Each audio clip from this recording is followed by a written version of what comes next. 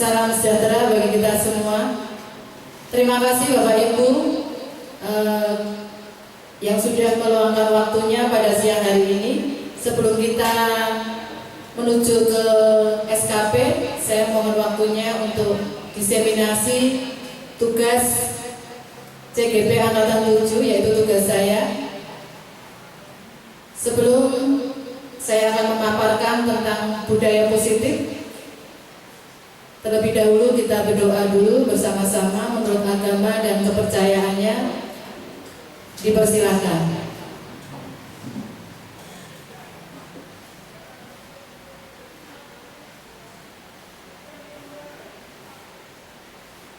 Selesai.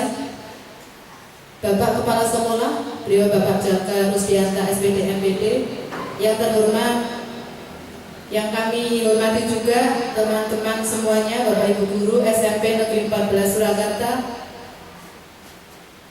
Pada hari ini kami akan mengadakan diseminasi tentang budaya positif, yaitu tugas saya modul 1.4.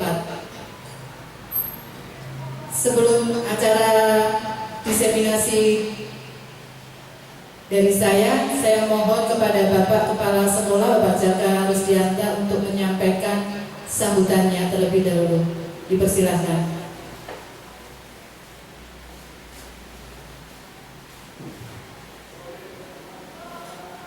Assalamualaikum warahmatullahi wabarakatuh.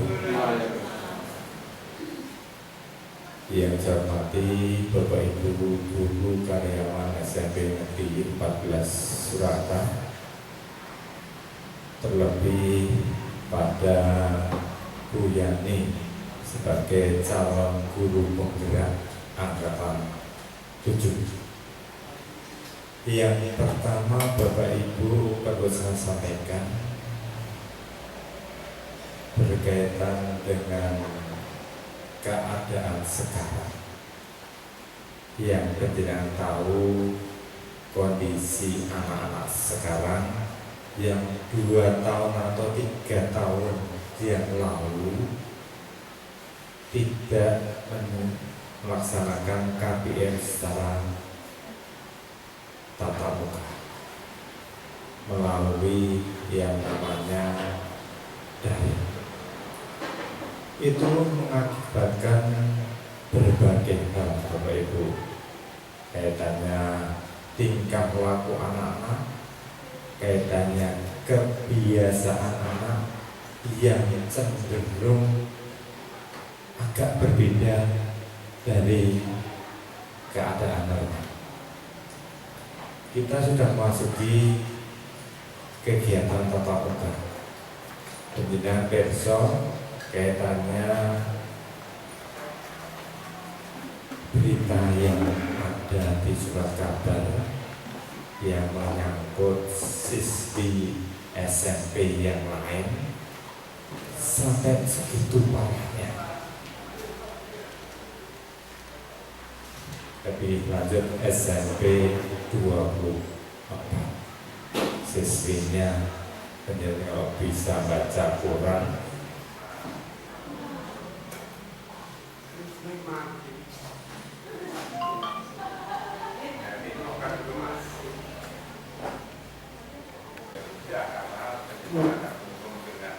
Dengan rutinitas menjenengan melihatnya tidak dunia luar, tapi melihatnya diri penjenengan sendiri yang lain ya. Kita lanjutkan Bapak Ibu. Jadi tingkah laku anak-anak sekarang itu melebihi dari umurnya, sehingga dalam Bapak Ibu mengajar, saya mengharapkan ya moralnya dulu, tingkah lakunya dulu, ilmunya belakangan, Bapak Ibu. Kalau penjenengan kejar ilmunya, nanti tesnya ya dapat 100. Tapi kalau tingkah laku, moralnya, yaitu kita benahi dari sekarang. Apalagi tanggung jawabnya guru agama itu berat. Pendidikan agama dan budi pekerti. Kalau penjenengan guru agama tidak menanamkan budi pekerti, salah. Karena itu bagian dari kurikulum pendidikan agama dan budi pekerti. Kemudian kalau Bapak Ibu ngajar mapel-mapel selain agama, sisipi moral, sisipi kebiasaan yang baik, tingkah laku yang baik. Kemudian berikan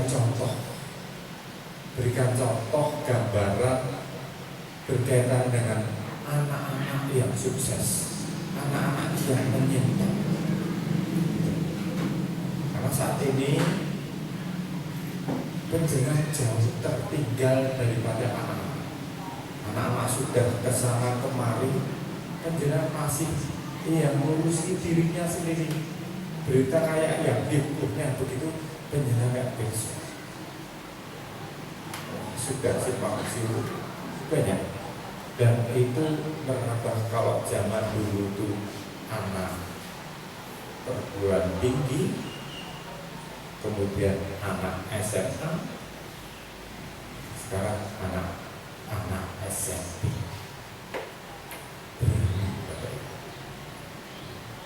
Hanya sekedar itu tadi dapat.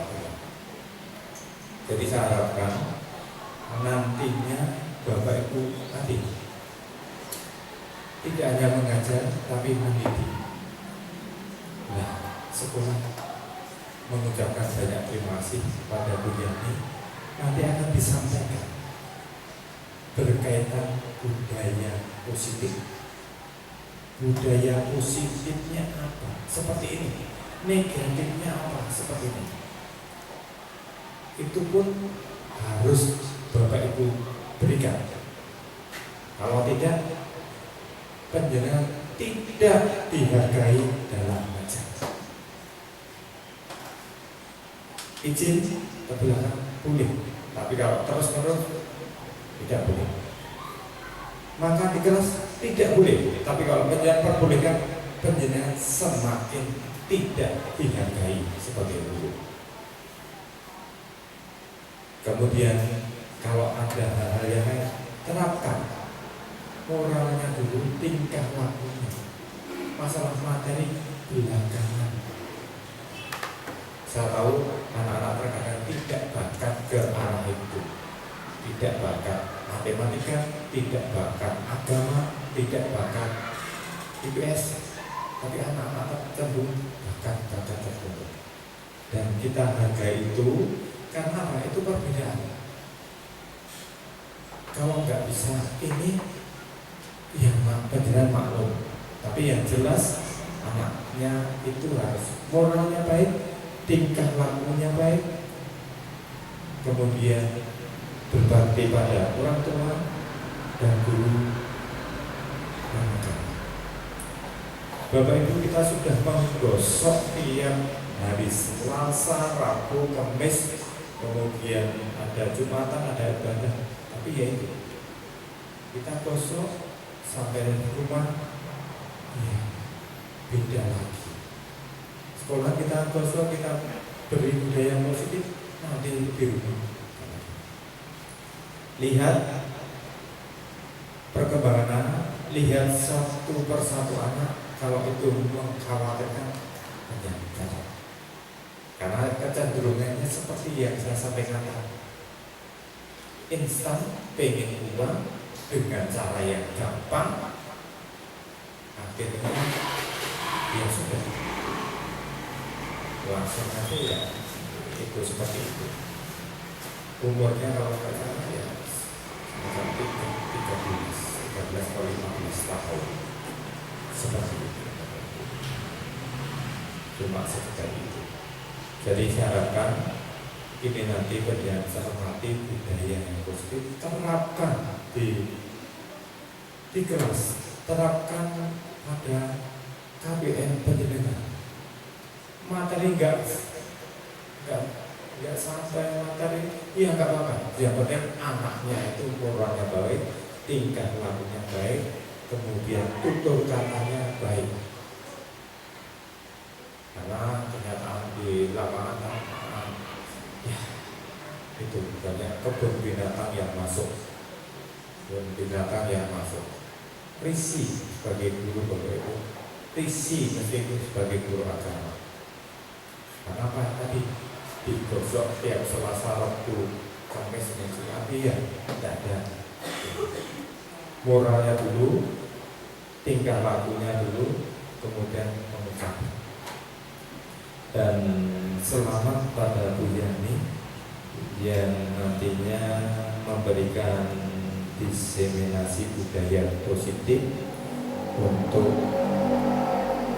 SMP Negeri 14 Surakarta, dan mohon Bapak Ibu terapkan, tidak usah ngejar ilmu, terapkan dulu.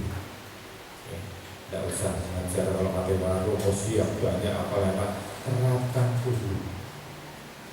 Kemudian masuk, kalau itu agak ruwet ya tenang dulu, tenangkan dulu, baru nanti diberi pembelajaran. Itu yang perlu saya sampaikan Bapak Ibu.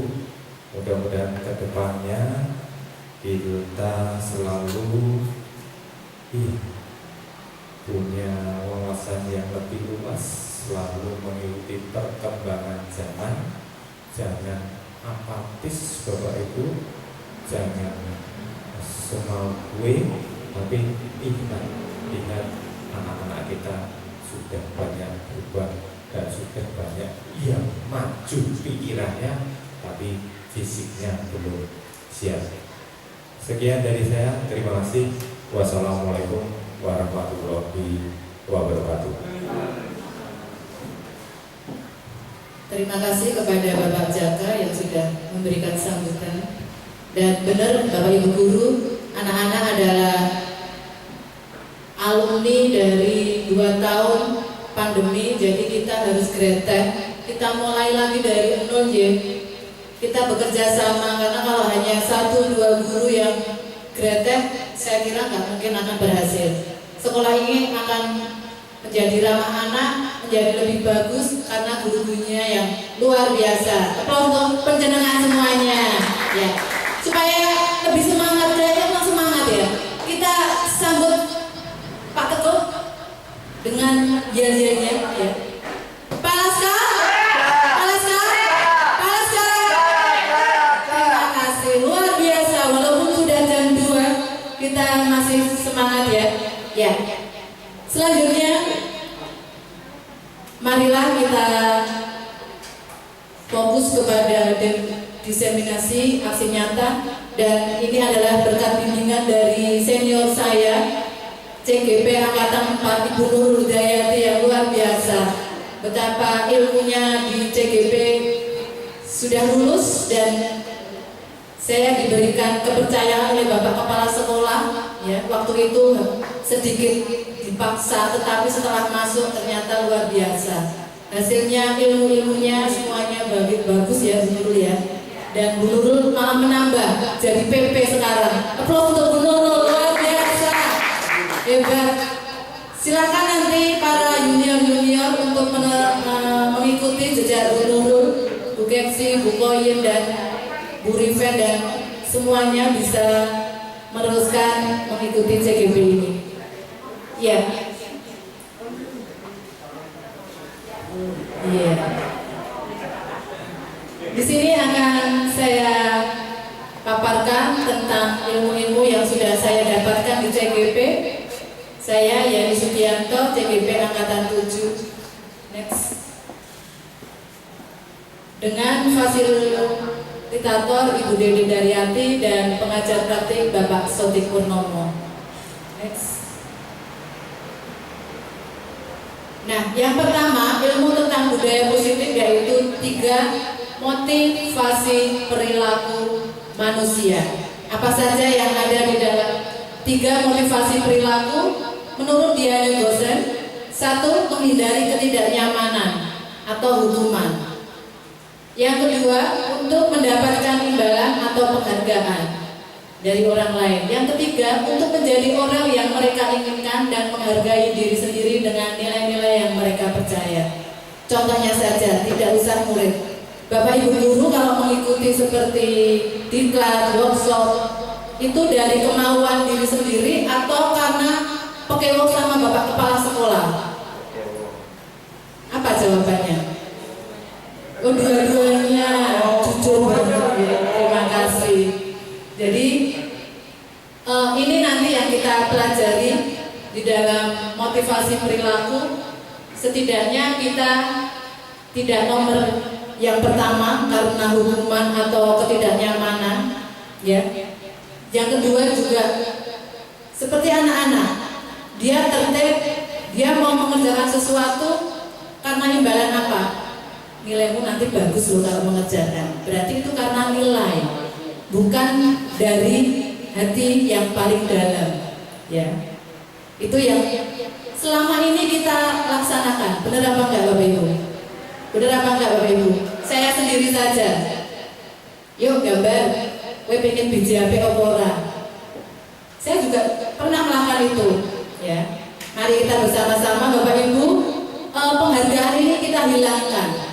Kita menuju yang ketiga, menjadi orang yang mereka inginkan dan menghargai diri sendiri. Jadi bukan karena takut sama gurunya, bukan karena takut karena tidak diberi nilai, bukan seperti itu, ya. Tetapi karena menghargai dirinya sendiri. Seperti kita Yun Pangapunten siang ini mengikuti ini karena apa?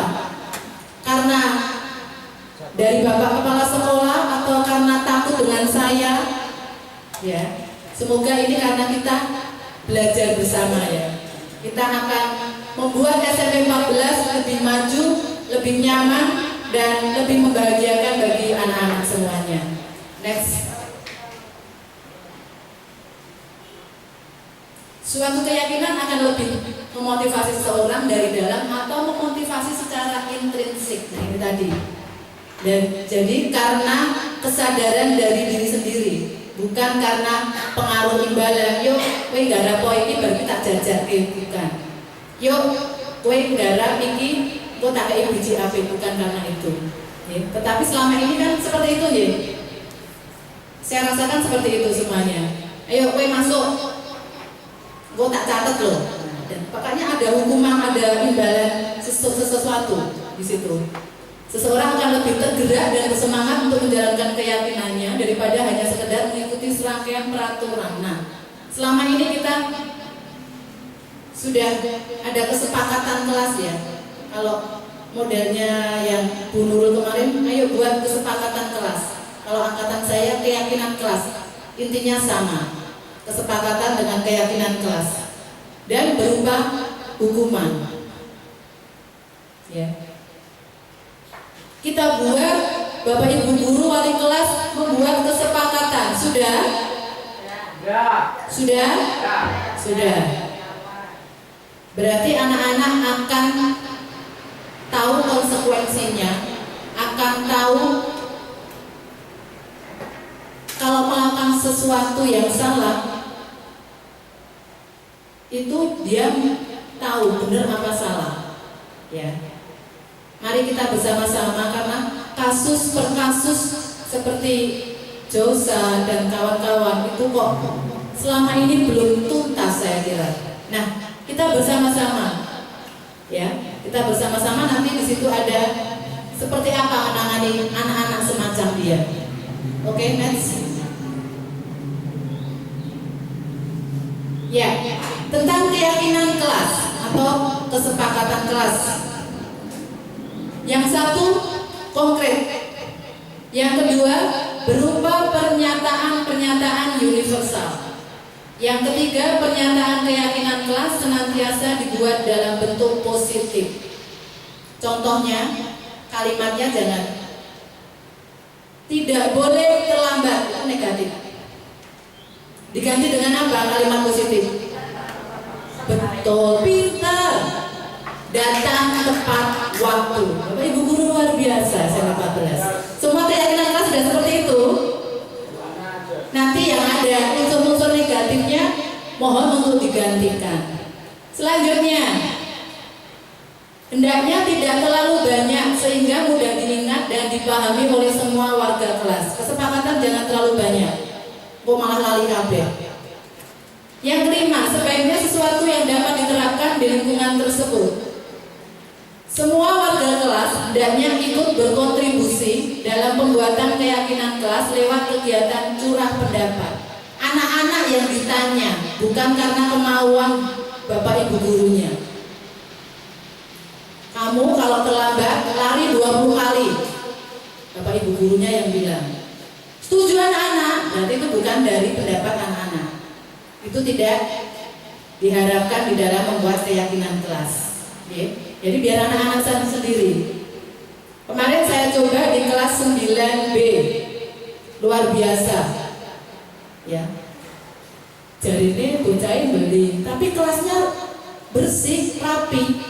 Ya, saya membuat visi guru pada saat guru penggerak itu terciptanya peserta didik yang berakhlak mulia, mandiri, berbudaya, dan peduli lingkungan. Tidak terlalu banyak visi saya, karena saya memang nggak pintar membuat visi. Tetapi itu semua ada di dalam seperti berakhlak mulia, hubungannya dengan keagamaan. Mereka tidak usah disuruh, saatnya ada mereka ke masjid. Itu sudah berakhlak mulia menurut saya. Monggo Bapak Ibu boleh membuat visi misi sendiri-sendiri di kelasnya sebagai wali kelas. Ya. Berakhlak mulia juga tidak membuli. Itu sudah termasuk berakhlak mulia. Budaya anak-anak sekarang mesti laporannya, Bu, itu loh Bu, orang tua disebut-sebut dan sebagainya. Itu masih. Mari kita bersama-sama untuk menghilangkan, setidaknya mengurangi budaya-budaya bullying. Ya, saya lanjutkan. Next. Nah, setelah kita sudah membuat keyakinan kelas di kelas kita masing-masing, kita masihkah menggunakan hukuman di kelas? Angkat tangan, jujur. Siapa yang masih menggunakan hukuman? Bingung.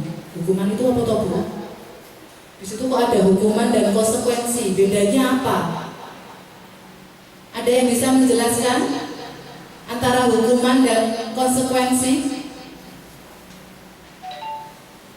Ya, Pak Irman. Kalau hukuman itu bisa disebut dengan sanksi. Kalau hukuman bisa disebut dengan sanksi. Kalau konsekuensi itu berani berbuat, berani bertanggung jawab atas perbuatannya. Berani berbuat dan bertanggung jawab itu bukan konsekuensi juga, Pak. Itu sama dengan konsekuensi. Kamu berbuat, konsekuensinya kamu harus ini. Itu konsekuensi juga. Berarti intinya nggak ada bedanya ya hukuman dan konsekuensi ya. Oke, saya bungkus. Ada yang lain mau menjelaskan antara hukuman dan konsekuensi? Atau masih bingung? Kalau bingung saya terangkan. Kalau tidak selesai sampai di sini. Berarti Bapak Ibu guru sudah pintar semua. Sudah tahu, oh hukuman itu seperti itu, konsekuensi seperti itu. Hukuman itu mau nggak mau harus wajib dijalankan. Kalau konsekuensi?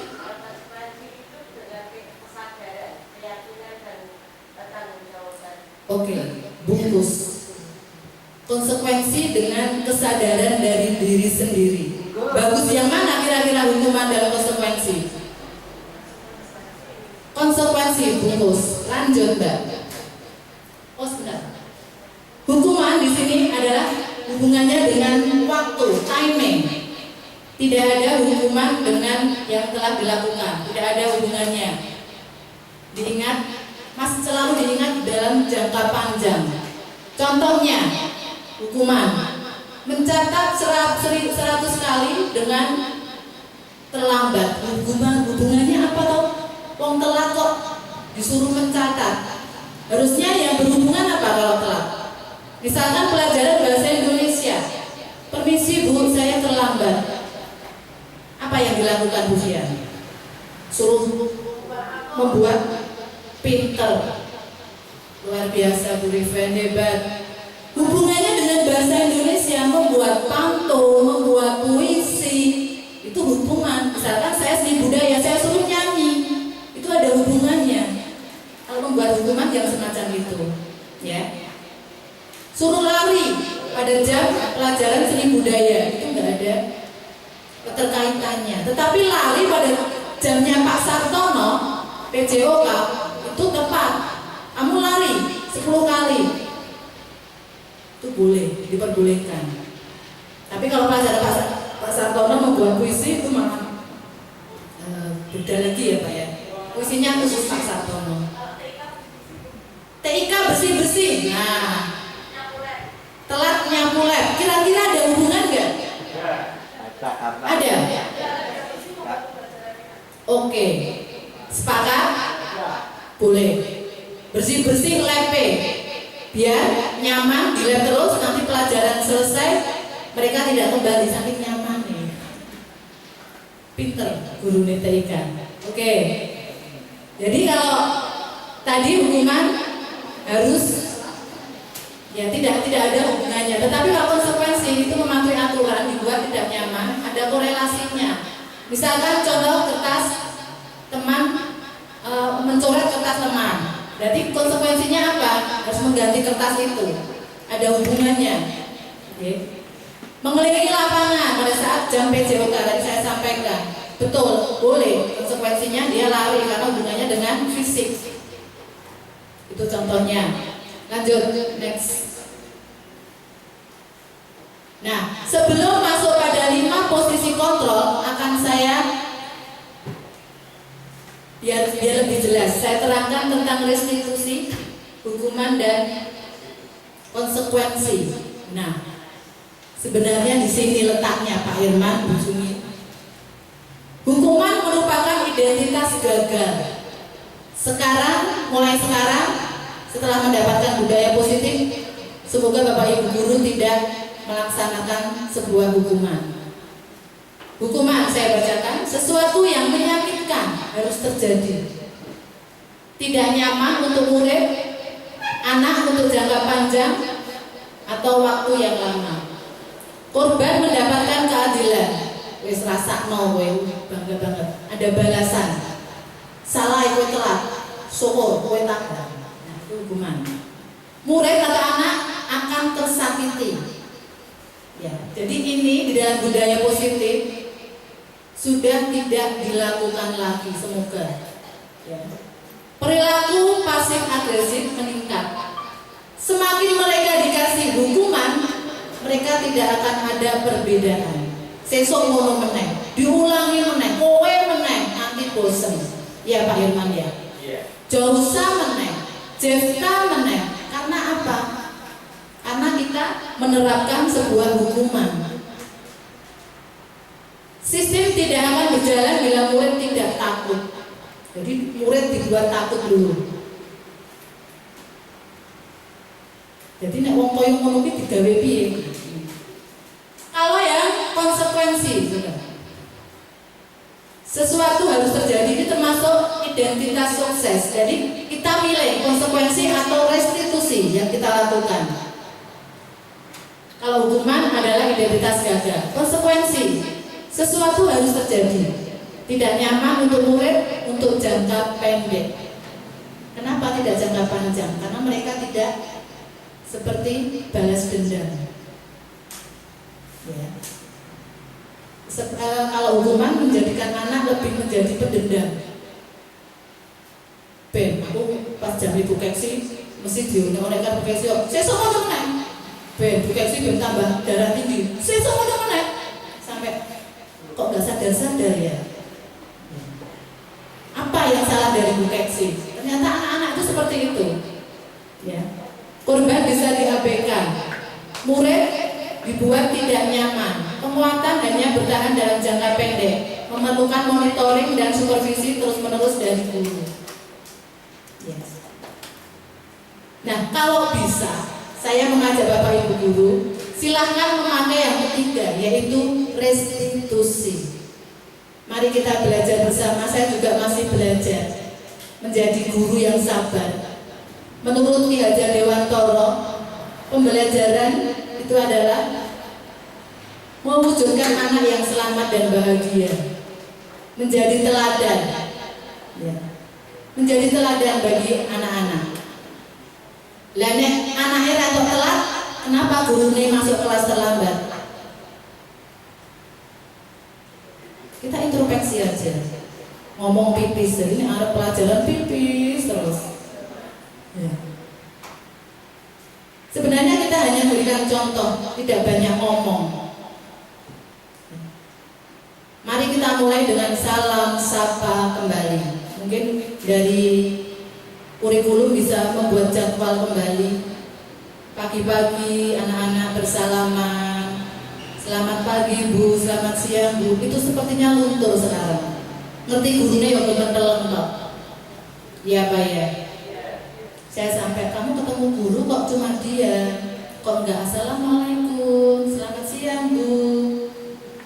Karena gurunya juga cuek. Mengaku toh, padahal di situ ada anak yang kakinya naik di atas. Ayo kita greget Bapak Ibu. Kaki tidak di atas ya nak. Oh iya. Karena di rumah mungkin mereka tidak seperti itu. Orang tuanya nggak sempat untuk ngeloke, untuk memberikan pembelajaran tentang karakter yang disampaikan Bapak Chandra tadi. Ayo kita mulai. Memang capek, tetapi kita harus punya satu visi, membuat anak-anak bahagia, membuat anak-anak nyaman. Kenapa kurikulum Merdeka berpihak pada murid? Karena murid yang kita tanya, kamu pengennya apa toh? Kowe jangan-jangan duwe cita-cita ora toh? Ya. Sebenarnya kalau mereka juga manusia, mereka punya cita-cita, mereka juga pengen dihormati, mereka juga pengen dihargai sama dengan kita. Ya. Restitusi, apa itu restitusi? Next, nanti ada bahasan di belakang. Lanjut. Karena pilihan yang terakhir itu yang benar. Nah, saya juga diajarkan tentang 5 posisi kontrol. Guru sebagai penghukum, guru sebagai pembuat orang merasa bersalah, guru sebagai teman dari murid-murid, guru sebagai pemantau, dan guru sebagai manajer. Dari kelima ini kira-kira mana yang paling baik, mana yang perlu kita lakukan? Menurut Bapak Ibu guru, sebagai penghukum, karena membuat anak semakin dendam pada kita, atau semakin membuat orang merasa bersalah, merasa dia nggak dihormati. Aku mau mengecewakan Bu Yani, aku mau mengecewakan Pak Wahyudi. Dia merasa bersalah, sampai dibawa pulang, sampai kadang nangis. Ya. Saya pernah ada kelas 8B, terus ketakutan sama saya nggak apa-apa, saya cuma manggil dia, yuk Mas kesini. Dia menangis, minta tisu. Kenapa? Saya takut. Takut sama siapa? Takut sama Bu Yani. Loh, Bu Yani memang penakut. Memang genderuwo saya bilang. Dia merasa bersalah, karena merasa bersalah dipanggil itu sudah merasa bersalah banget. Apalagi pada saat saya panggil itu hanya 4 mata, tidak ada yang lain. Jadi mereka mungkin dengan kondisi hanya berdua, takutnya melebihi. Padahal nggak saya apa-apakan. Nah, yang ketiga sebagai teman. Next, apa itu teman? Apa itu pemantau?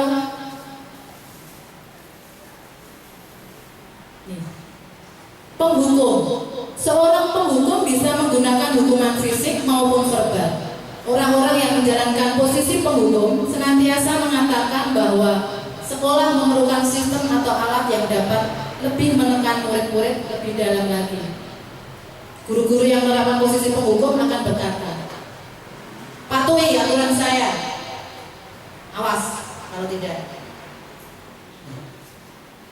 Kamu loh selalu saja, nanti gurunya bosan. Selalu itu pasti terakhir selesainya. Guru seperti ini senantiasa percaya hanya ada ada satu cara agar pembelajaran bisa berhasil, yaitu cara gurunya. Dengan membentak, di situ dikatakan nada suara tinggi, bahasa tubuh, mata melotot dan jari-jari menunjuk menghardik. Dulu saya pernah melakukan ini. Kowe iki lho. Jadi itu penghukum ternyata, ya. Terlambat lagi, pasti terlambat lagi, selalu datang terlambat lagi. Kapan bisa datang tepat waktu? Selalu, pakai kata-kata selalu. Sampai sekarang saya masih punya murid semacam itu, kelas 9D. Anggere imtak mesti ketuk-ketuk telat 15 menit. Nah, sudah tahu jawabannya nih Bapak Ibu? Bagaimana perasaan murid bila guru berbicara seperti itu pada saat muridnya datang terlambat? Wes mental, masuk kanan keluar kiri. Biasa dibentak Bu Yani. Biasa dimarahin Bu Riven. Biasa diunek-unek Bu Nekriningsih. Jadi kayak gablek repol, ya apa ya? Iya. Next. Yang kedua, membuat merasa bersalah. Pada posisi ini biasanya guru akan bersuara lebih lembut, ya. Membuat merasa bersalah akan menggunakan keheningan dan membuat orang lain merasa tidak nyaman, bersalah atau rendah diri. Kata-kata yang dikeluarkan lemah lembut. Ibu sangat kecewa. Ya, saya ulangi. Ibu sangat kecewa sekali dengan kamu. Jadi kecewa itu sudah menyakitkan ya, tambah sekali. Jadi loronet banget. Gimana coba kalau orang tua kamu itu tahu kamu berbuat seperti ini, padahal orang tuanya udah meninggal. Dia mikir malah kelingan. Kadang Bapak Ibu nggak tahu kalau dia sudah bapaknya meninggal atau sudah cerai gitu ya. Kadang malah murid itu nggak tahu orang tuanya kemana. Ada, ya. Orang tuamu kerja di mana? Nggak tahu. Nah inilah kondisi sekolah kita. Tidak bisa disamakan dengan sekolah yang lain. Di posisi ini murid akan memiliki penilaian diri yang buruk tentang diri mereka. Mereka merasa tidak berharga, telah mengecewakan orang-orang yang disayanginya. Ya. Yang orang murid yang dekat dengan kita pasti ada yang senang sama Bu Khoyim, ada yang senang sama Putri Ningsih, ada yang senang sama Bu Jana. Mereka akan mempunyai idola masing-masing. Karena apa? Mungkin mereka selama ini berteman dengan muridnya. Piye toh? Anak merasa dihargai. Aku ditanya. Gurunya nggak marah pada saat saya terlambat mengumpulkan tugas. Mereka menganggap guru itu adalah temannya. Nanti akan kita bahas. Pembuat merasa bersalah dengan nada suara memelas, halus, sedih, bahasa tubuh merapat pada anak, lesu. Suara-suara seperti ini biasa dilakukan dengan Bu Sumiati. Bu Sumiati itu orangnya lembut, ya. Bila itu juga itu di bawah tangan Bu Sumiati, ya. Kelasnya enak ya, kondusif ya. Apalagi kalau satu anak nggak hadir itu, ya. Karena titiknya di situ. Adik, kamu ini bagaimana ya? Kamu kan sudah berjanji dengan ibu tidak akan terlambat lagi. Kenapa kamu senang sekali mengecewakan ibu? Ibu benar-benar kecewa sekali. Ajak kita melas gurunya. Kira-kira kalau Pak Teguh seperti itu bisa nggak ya? Lembut semacam itu. Lembut sekali ya. Kalau mengajar luar biasa semangatnya. Bagaimana perasaan murid bila ditegur seperti itu? Mesti akan merasa bersalah, tambah bersalah lagi. Ya Bu, maaf Bu. Tergantung muridnya. Next, yang ketiga, sebagai teman, guru sebagai teman. Guru pada posisi ini tidak akan menyakiti murid, namun akan tetap berupaya mengontrol murid melalui persuasi. Posisi teman pada guru bisa negatif atau positif. Positif di sini berupa hubungan baik yang terjalin antara guru dan murid. Guru di posisi teman menggunakan hubungan baik dan humor untuk mempengaruhi seseorang. Mereka akan berkata, ayo, bantulah demi Bapak. Ada yang suka jajak murid, nah itu dia sebagai murid. Ben aman, nyaman, nyong tak kayak duit jajan no.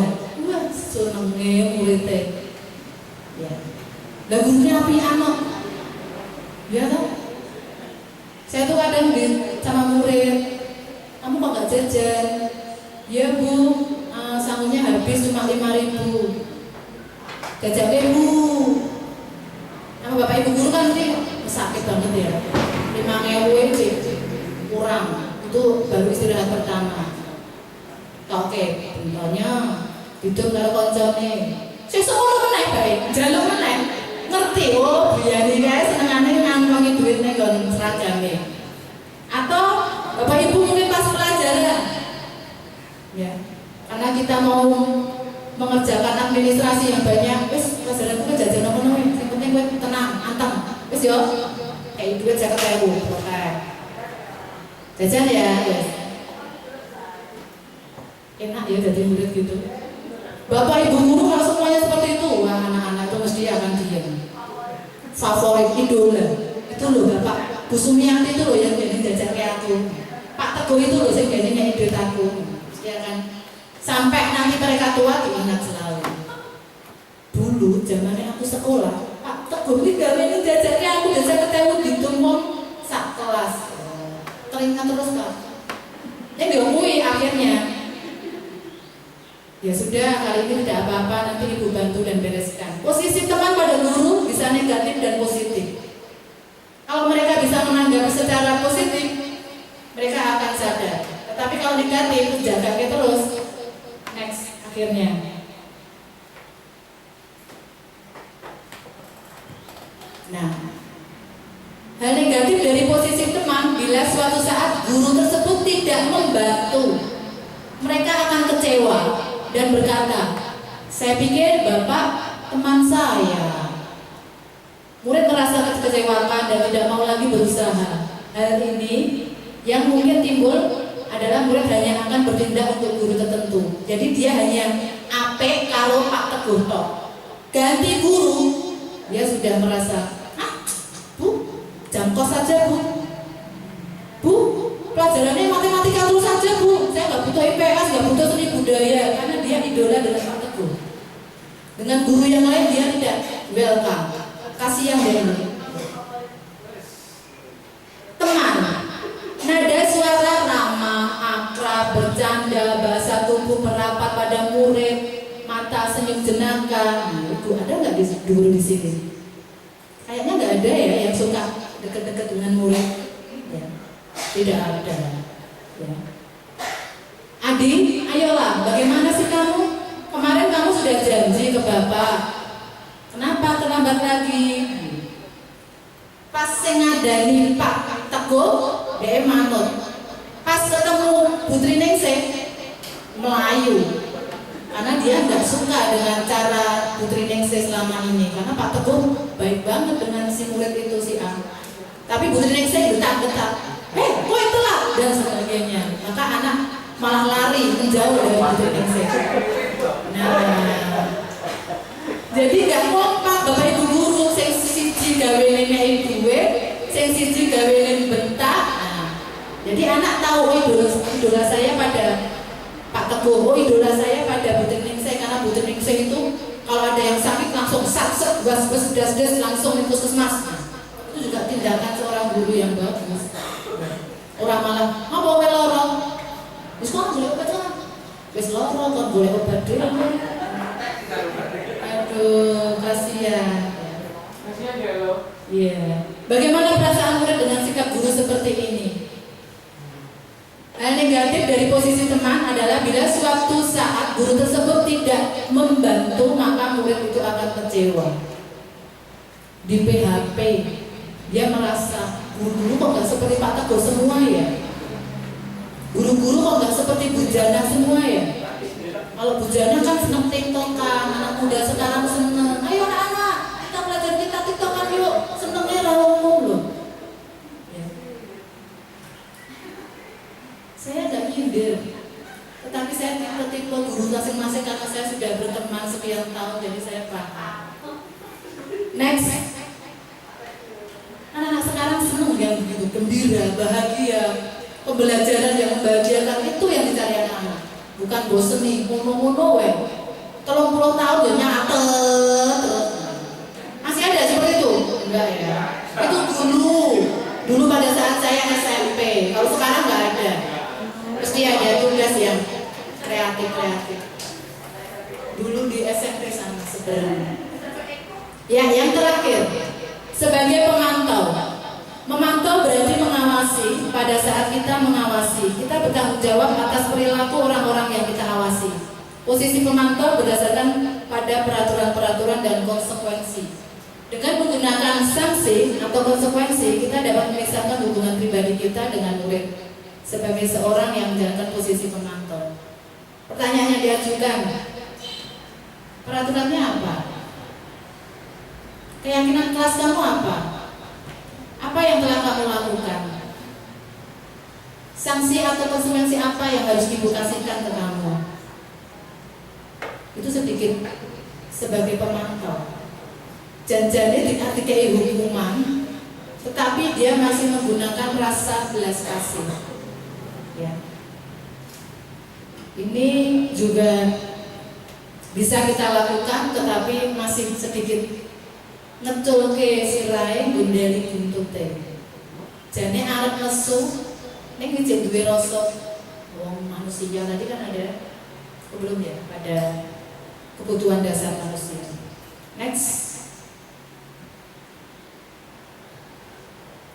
Seorang pemantau sangat mengandalkan perhitungan, catatan, data yang dapat digunakan sebagai bukti atas perilaku seseorang. Posisi ini akan menggunakan stiker, klip, catatan, daftar cek. Posisi pemantau sendiri berawal dari teori stimulus respon. Contohnya, dengan nada suara datar atau bahasa tubuh yang formal. Adi, tahukah kamu jam berapa kita mulai? Tahu Pak, kamu terlambat 15 menit. Apakah kamu sudah mengerti konsekuensi yang harus dilakukan bila terlambat? Paham Pak, saya harus tinggal kelas pada jam istirahat. Nanti dan mengerjakan tugas ketinggalan saya. Ya, benar. Nanti pada saat jam istirahat kamu harus tinggal di kelas untuk menyelesaikan tugas yang tertinggal. Saya tunggu. Ya. Tidak marah, tetapi ada konsekuensi di situ. Tapi kasihan ya, pada saat istirahat itu kan jam-jamnya anak untuk calling down, berkenceng mikir matematika. Harusnya istirahat kan, mereka bisa makan, minum, mengembalikan stimulus mereka. Tetapi apa yang dilakukan anak-anak? Jam istirahat malah sepak bola. Jam istirahat malah lari ke sana ke sini. Setelah itu capek, masuk jam lagi, keringetan, ngos-ngosan, dia nggak bisa fokus. Iya, kalau keringetan mesti bau. Yang ngos-ngosan. Nah, ini yang harus kita selalu gretek kepada anak-anak. Anak-anak, kalau tahu, Bapak Ibu guru tahu, siswa ada yang istirahat sepak bola, yuk dikasih tahu. Jangan malas. Tenggang kampung menuju ke kantor. Sebentarlah kita mundur. Kok sepak bola? Harusnya apa? Mereka akan tahu, mereka akan menjawab. Istirahat Bu. Kalau istirahat untuk apa? Jajan Bu, duduk-duduk Bu. Sebenarnya dia tahu kok. Nah itu loh. Ya, kadang mereka itu musim pengen berdimulai bernesu gitu. Semakin kita marah, malah dia semakin senang keplok-keplok. Next. Yang terakhir. Setidaknya kita bisa melakukan yang kelima ini sebagai manajer. Manajer telah memiliki keterampilan di posisi teman maupun pemantau. Dengan demikian bisa jadi di waktu-waktu tertentu kembali pada posisi tersebut bila diperlukan. Apa Apa itu manajer? Manajer adalah posisi di mana guru berbuat sesuatu bersama dengan murid, mempersilahkan murid menemukan solusi. Jadi anak-anak tahu apa yang harus dilakukan. Mereka sudah dewasa, sudah kelas 9 SMP, sudah kelas 7, itu sudah dewasa, kita anggap dewasa. Kamu kenapa tidak masuk KBM di TIK? Tidur di kelas lu. Kok malah tidur di kelas? Kenapa? Apa yang sudah kamu lakukan tadi malam?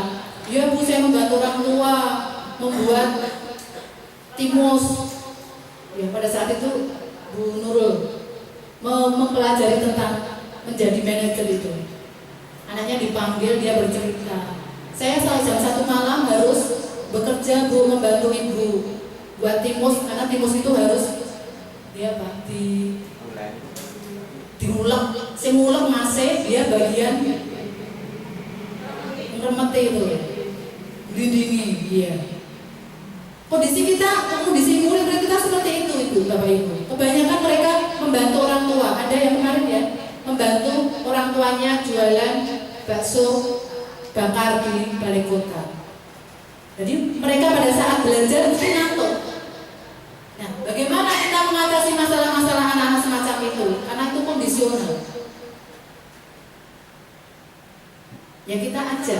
Mbok kowe nek pas sinau se. Kan membantu bisa pulang sekolahnya, nanti pas malam dia harus. Kita memberikan solusi aja. Tapi anak-anak biar menyelesaikan solusinya. Ya. Namun bila kita menginginkan murid kita menjadi manusia yang merdeka, mandiri, bertanggung jawab, maka kita perlu mengacu pada restitusi yang dapat menjadikan murid kita seorang manajer bagi dirinya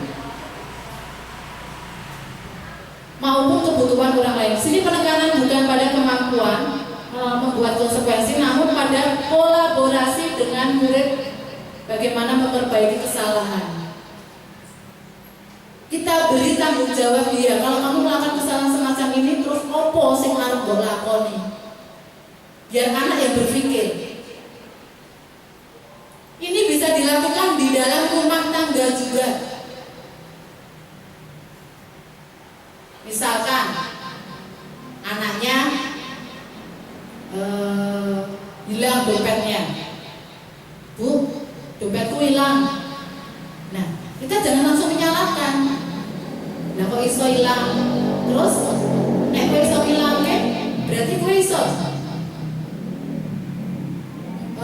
mencari solusinya. Ya, saya bertanggung jawab. Saya akan mencari semuanya, administrasi yang hilang sendiri. Itu bertanggung jawab. Kita hargai anak yang sudah seperti itu.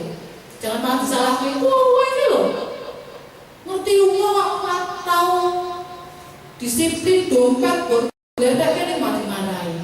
Wes kelangan, ya, malah ditambahin, ya. Silakan, kamu sudah dewasa. Terus kalau ngilangnya bagaimana dan sebagainya. Nah itu restitusi juga. Biar anak yang berpikir. Ya, mari kita coba bersama Bapak Ibu. Lanjut next.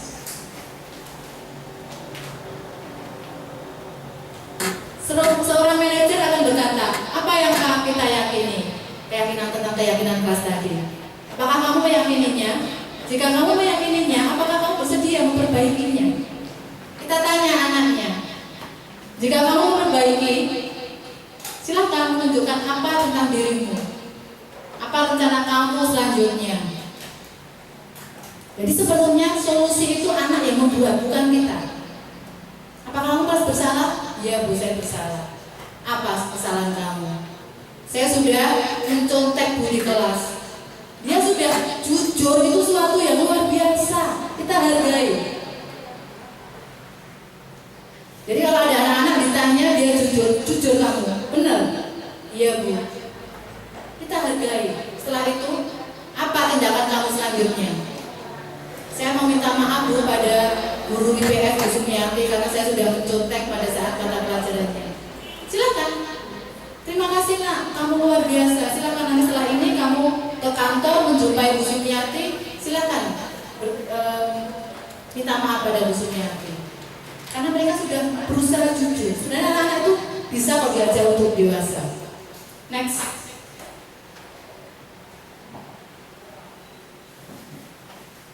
Ya.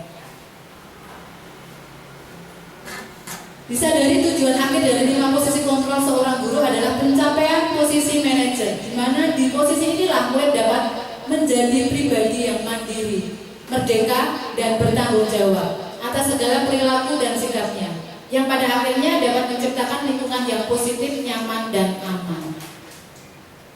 Posisi ini murid dapat menjadi pribadi yang mandiri, merdeka, dan bertanggung jawab. Itu kita pegang. Mereka tahu solusinya apa, harus bagaimana. Jangan kita yang, kau minta maaf loh ya. Biar anak-anak yang mengatakan, saya bersalah Bu, mohon maaf. Terus tindakanmu apa? Nanti saya akan matur ke Pak Teguh atau Pak Wahyudi, karena saya tadi sudah bicara jelek atau nyontek atau kesalahan apa yang dia lakukan. Nah, tujuannya ini, kita mengajak anak-anak untuk mandiri, bertanggung jawab. Itu karakter yang selama ini sudah menghilang di telan pandemi. Mari kita bersama-sama menjadikan sekolah ini lebih baik lagi. Mulai dari awal lagi tidak apa-apa. Anak-anak diajarkan tentang menyapa gurunya, senyum. Jadi mereka tidak hanya berkelahi terus. Akhir-akhir ini kan banyak yang berkelahi. Tadi aja sudah ada anak yang lari ke 9B, saya kejar. Apa? Enggak oke. Mereka mau berkelahi lagi, kelas 9F. Nah, mereka begitu mudah emosi. Mari Bapak Ibu jangan mengutamakan emosi kita. Kita melatih anak-anak untuk sabar, melatih anak-anak untuk bertanggung jawab. Next.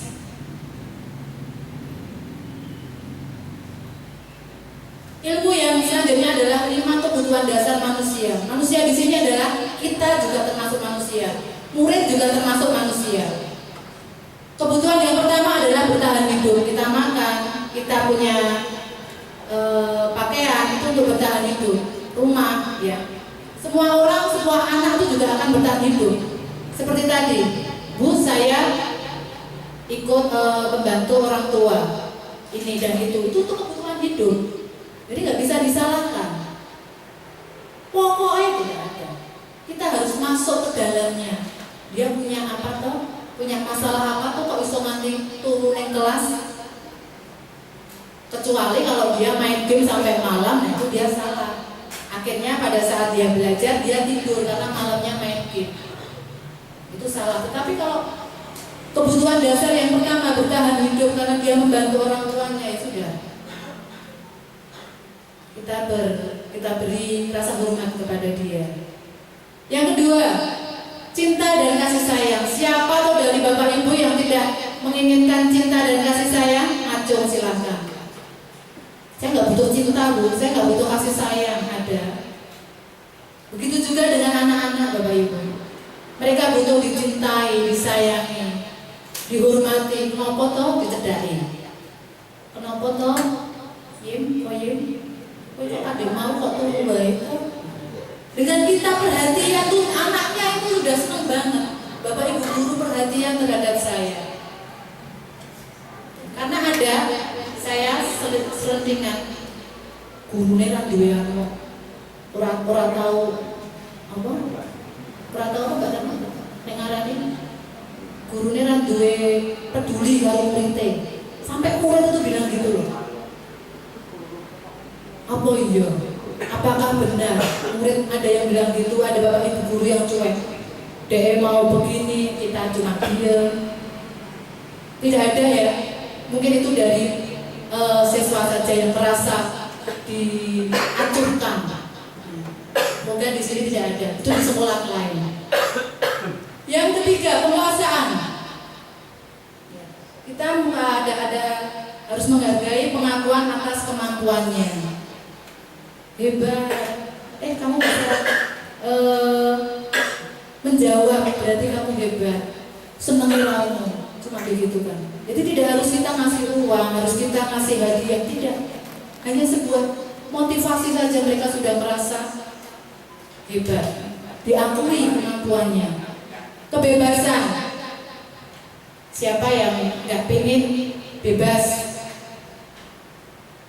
Saya sangat pengen sekali bebas. Maka saya senang touring. Karena saya ingin bebas. Ya. Adakah Bapak Ibu guru yang senang nggak senang bebas? Senangnya dikungkung, kayak gawean terus. Itu kan senang ya. Yuk sekali-kali makan di luar. Yuk sekali-kali kita bebas dolan kemana. Ya. Yang dilakukan Bapak Kepala Sekolah kan selama ini kita seperti itu ya.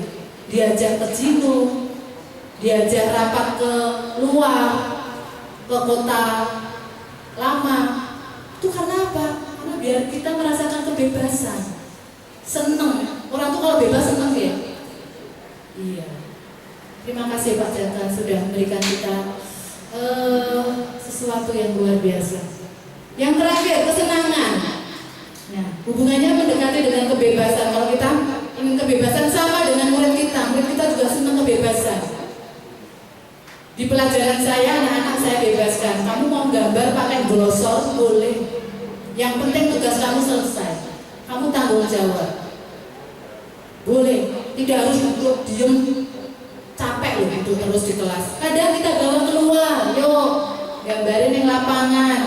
Yuk, yang pasar. PS ada ya? Iya. Kita ajak ke pasar. Ih, bakul ikinya, kelompok sini kono, kelompok loro ning nggon bakul tempe, kelompok telu ning nggon bakul iwak, kelompok papat bakul semongko. Anak-anak senengnya luar biasa. Sudah dilakukan busuk? Silahkan. Itu bagi anak-anak luar biasa. Olahraga mesti di lapangan, kadang ning dijak mubeng-mubeng, utawa kadang-kala dijak renang ya apa-apa. Ya, bisa renang toh Pak? Oh, lagu ini renang. Ya diajak apa? Mainan pakai bola kecil, bola sedang, bola besar dan sebagainya. Next. Itu kebutuhan dasar kita, semua Bapak Ibu guru, murid semuanya ada. Nah, yang terakhir ilmu tentang restitusi. Tadi di depan sudah saya aturkan, ada hukuman, ada konsekuensi, ada restitusi. Segitiga restitusi merupakan salah satu cara memperbaiki diri untuk mewujudkan disiplin diri. Segitiga restitusi yaitu proses menciptakan kondisi bagi murid untuk memperbaiki kesalahan mereka, sehingga mereka bisa kembali pada kelompok mereka dengan karakter yang lebih kuat. Itu menurut dosen. Ada 3 dalam segitiga restitusi. Yang pertama adalah menstabilkan identitas, yang kedua validasi tindakan yang salah, yang ketiga menanyakan keyakinan. Apa itu? Next.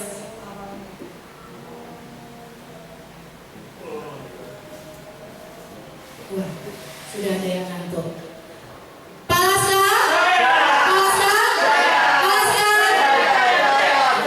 Semangat ya, luar biasa.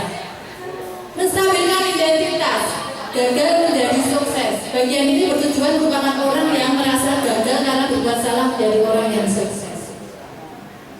Maka yakinkan, karena mereka merasa gagal, maka yakinkan mereka. Kita harus mampu meyakinkan mereka, misalnya dengan kata, saya pernah juga kok melakukan kesalahan. Dengan begitu anak merasa tidak merasa melakukan kesalahan sendiri. Boleh kita, saya juga pernah kok seperti itu. Ya. Saya pernah melakukan hal yang sama dengan ketika seorang dalam kondisi emosional, maka otak tidak mampu berpikir rasional. Tidak apa-apa satu kali melakukan kesalahan, tapi jangan terus-terusan ya. Jadi biar mereka sadar, oh iya, aku melakukan kesalahan tapi nggak akan tentu saya ulangi kok. Dan Bapak itu nggak akan marah terhadap saya. Menenangkannya bagaimana? Dengan cara kondisi ini sangat tepat kita gunakan untuk menstabilkan identitas kita, membantu menenangkan mereka dan mencari solusi untuk permasalahannya. Apa sih yang kamu lakukan? Saya sudah berantem, Bu. Menurut kamu berantem itu benar nggak? Ibu juga pernah merasakan salah. Saya nggak mencari yang salah di sini kok. Si A atau si B yang salah saya tidak akan mencari. Tapi bagaimana kalian bisa memahami kesalahan kalian supaya tidak diulangi lagi? Anak berpikir, ya Bu, ya tadi saya emosi, ya Bu, lah saya ditantang kok. Ya aku pahami loh, aku dibela diri. Jadi biar anak yang bercerita, dengan dia bercerita plong, tidak ada yang tersisa di dalamnya.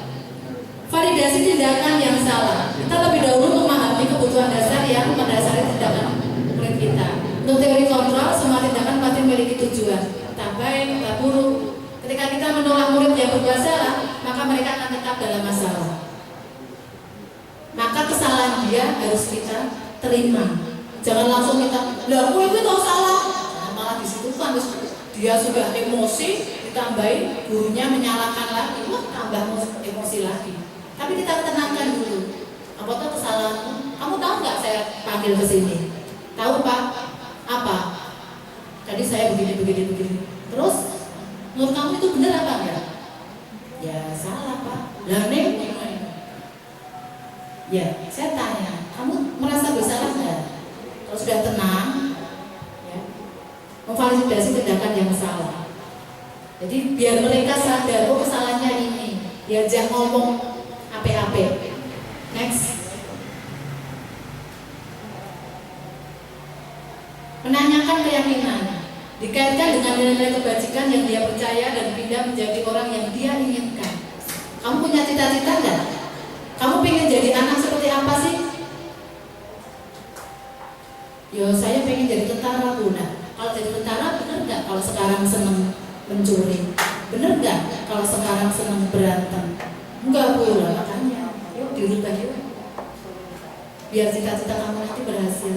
Sukses ya. Enak ya? Itu restitusi. Kehidupan masa depan yang mereka inginkan sangat penting ditanyakan. Ketika gambaran masa depannya sudah ditemukan, maka guru dapat membantu mengarahkan mereka tidak fokus pada nilai. Segitiga restitusi dapat menumbuhkan motivasi internal murid untuk disiplin positif dan terbiasa mencari solusi yang tepat. Intinya ini, menumbuhkan motivasi. 3 dasar pendidikan adalah keluarga, sekolah, dan masyarakat. Mari Bapak Ibu, supaya sekolah kita juga tidak selalu punya masalah. Capek ya, mesti itu aja. Mungkin paling kelasnya ya malah 7 Juni sampai judet. Mesti Josa, satunya apa? Jefta, Davi. Sampai kalau kata-kata yang terlalu itu jadi mengusul gitu. Sampai keluar sampai seperti itu karena apa? Saking Pak Dirman juga iki menang. Tetapi kalau kita ajak ngomong, saya pernah mengajak ngomong salah satunya. Jajannya mereka tahu kok, mereka memang iseng. Ben gurunya nesu. Nah, suatu ketika kita nggak usah marah, kita diamkan aja, kita ngomong-ngomong teknik. Ya. Jadi teknik dan dikandani ora iso. Nah, besok saya tanya coba sama Bu Nurul. Kita jadikan praktek Bu Nurul. Siap ya Bu Nurul ya? Iya. Kayak kelas dewi. Nanti kelasnya di sebelahnya ruang kepala sekolah itu Pak. Ya. Next. Sudah selesai sepertinya. Terima kasih. Nah, sudah selesai Bapak Ibu. Mungkin nanti kalau ada pertanyaan lagi untuk ya Bu Kris. Terima kasih sekali sudah membuka. Boleh Bu untuk menambah sedikit aja ya. Kalau masalah hubungan ini kita melihat kondisi situasi anak yang kebanyakan dari keluarga yang broken, sehingga ini sangat mempengaruhi pribadi, perilaku, perkataan, sikap dari anak tersebut. Dan kemarin ketika anak-anak celananya dipali-pali itu, mereka itu sebetulnya kalau semakin dimarahi, mereka sebetulnya semakin diperhatikan. Maka dia akan mencari perhatian supaya dimarahi. Nah, ini memang penting bagi kita untuk memahami. Kemarin anak saya tanya, lalu saya yang mungkin ikut juga merasakan kejutan Bu Juli dan guru yang lain, saya mengatakan biasanya anak-anak itu kalau kalian berperilaku seperti ini, kamu dari keluarga yang apa kamu kurang perhatian dari keluarga? Anak mengaku, ya Bu, saya memang kurang kasih sayang. Nah, ini memang perlu kerjasama dari Bapak Ibu guru agar ketika kita memberi hukuman itu tidak menakutkan, tetapi menyadarkan agar anak ini mereka itu kebutuhannya dicintai. Seperti tadi dari 5 dasar kebutuhan itu dari Abraham Maslow, mungkin bisa saya tambahin. Jadi dari Abraham Maslow ini ada 5 dasar kebutuhan dan kebutuhan yang sangat mereka butuhkan. Mungkin kalau kebutuhan dasar mereka juga ada yang kekurangan juga. Ini bisa mempengaruhi perilaku anak. Nah, kemudian ada juga kebutuhan akan rasa cinta kasih. Jadi cinta kasih ini dari orang tua yang kurang memberikan perhatian atau orang tua yang menelantarkan anak secara psikis sehingga anak ini mencari perhatian.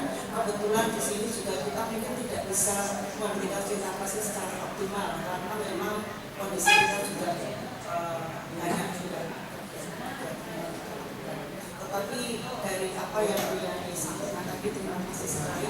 Seperti kemarin kelas 9 saya pas mengajar atau barista sebetulnya, tapi dengan adanya perubahan perilaku anak, saya memberikan pendidikan tentang seksualitas, baik tentang perkembangan hormon bagi anak perempuan dan laki-laki, tentang alat kelamin sampai penyakit kelamin sampai penyimpangan seksualitas itu saya jelaskan dengan anak-anak supaya mereka belajar bahwa tubuhnya itu berharga dan Tuhan menciptakan tubuh sebagai laki-laki dan perempuan ini pasti ada tujuan yang terbaik, yaitu menjaga kesucian dan kehidupan dan Kristen. Tapi secara umum anak-anak juga bisa bertanggung jawab terhadap tubuhnya.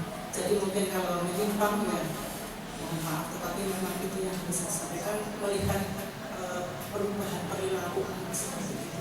Kemudian masalah maaf untuk bisu-bisu itu kemarin itu juga mengatakan ini tapi sekarang cita-cita ada yang bisu-bisu itu seperti itu. Jadi memang antara hukuman dan konsekuensi dan ini memang perlu kita juga mengasah. Terima kasih Bu Yani, saya mendukung. Terima kasih. Ya, aplaus untuk Bu Kristina. Ya, luar biasa. Memang benar Bu Kristina. Anak-anak mau kekurangan kasih dan cinta di rumahnya. Mari Bapak Ibu kita berikan cinta dan kasih sayang kepada anak-anak ya. Biar kita juga nggak marah terus. Capek loh marah terus ya Bu Judi ya. Marilah kita balik. Kita memberikan perhatian ke anak-anak. Jangan seperti apa tuh? Kemarin orang tuanya juga sudah menerangkan janjinya kurang-kurang sih memberikan perhatian. Tetapi anak-anak itu karena lingkungan Bu, lingkungannya dekat dengan orang-orang yang lebih dewasa. Nah itu kita juga sudah bukan ranah kita ya. Kalau sudah di lingkungan itu memang luar biasa, kita nggak bisa untuk merubah itu. Terima kasih Bu Kristina dan ada kerjasama dengan bahasa Inggris dengan IPA ya Bu Kristina tentang laki-laki dan perempuan, tentang apa itu namanya seksualitas dan sebagainya. Memang semua kita mata pelajaran itu bersinergi semuanya. Ya, terima kasih. Semoga bermanfaat bagi Bapak Ibu guru semuanya di sini. Mohon maaf apabila penyampaian saya masih banyak kekurangan dan kami mohon dukungannya sepenuhnya teman-teman. Mari kita bekerja sama. Saya sudah bantu kepada Bapak Kepala Sekolah. Terima kasih atas dukungannya, kepada Bu Nurul dukungannya sebagai senior saya dan teman-teman semuanya yang tidak bisa kami sebutkan satu persatu. Terakhir, karena waktu sudah saatnya untuk pulang, mari kita tutup. Dan apabila masih ada pertanyaan bisa langsung ke saya terima. Dan mari mulai detik ini kita ubah anak-anak dengan ilmu-ilmu yang tadi sudah saya sampaikan. Kasih dan cinta itu yang utama. Dan kita jangan emosi, jangan mudah emosi, capek emosi. Terima kasih. Mari kita tutup pertemuan pada siang hari ini dan besok akan kita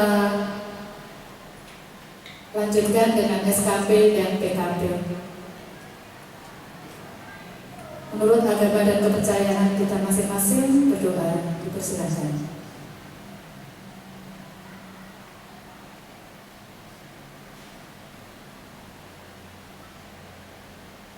selesai. Matur nuwun, pangapunten Mas. Oh, ada